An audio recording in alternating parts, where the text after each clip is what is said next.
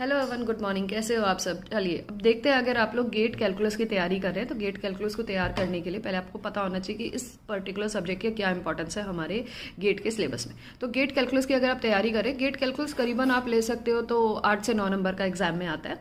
इसमें क्या है ना, गेट कैलकुलस के अंदर आपको 4 से 5 क्वेश्चन मिल जाएंगे एग्जाम में, 2 नंबर या 1 नंबर के।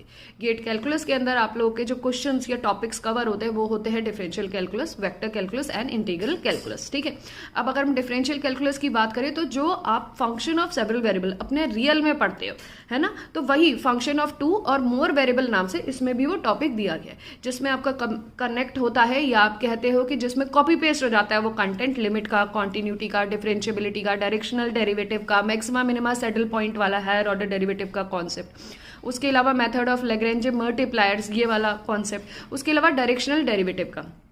ठीक है, तो इसमें एक क्वेश्चन तो बनता है आपका, जैसे आप लिमिट बहुत अच्छे से पढ़िए, लेकिन एक क्वेश्चन आपका बनेगा, वो पूछ लेगा कोई भी फंक्शन 2 वेरिएबल 3 वेरिएबल देके वो आपसे पूछ सकता है कि क्या ये फंक्शन कॉन्टिन्यूअस है या इसके पार्शियल डेरिवेटिव्स एग्जिस्ट कर रहे हैं, जिसको हम एफ एक्स वाई इस तरीके से पढ़ते हैं। या फिर वो आपसे पूछ सकता है सेम में कि ये डिफरेंशिएबल है, फंक्शन डिफरेंशिएबल है, क्या ये गिवन फंक्शन बाउंडेड भी है।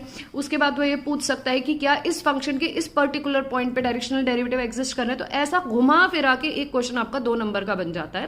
ठीक है, और अगर एनईटी टाइप दे रहा है तो वो सिंपल ये भी पूछ सकता है कोई फंक्शन देके कि इस फंक्शन का इस पॉइंट पे डायरेक्शनल डेरिवेटिव कहां पे एग्जिस्ट कर रहा है। तो 2-3 क्वेश्चन कम से कम इसी एक पर्टिकुलर टॉपिक से आते हैं, और ये टॉपिक मतलब आप लिमिट से शुरू करते हो, बाय द टाइम कनेक्ट होते होते होते होते ये 7-8 टॉपिक को अपने साथ लेके पूरा एक टॉपिक बन जाता है। तो ये सारी टॉपिक्स आप डिफरेंशियल कैलकुलस के अंदर बहुत अच्छे से पढ़ते हो।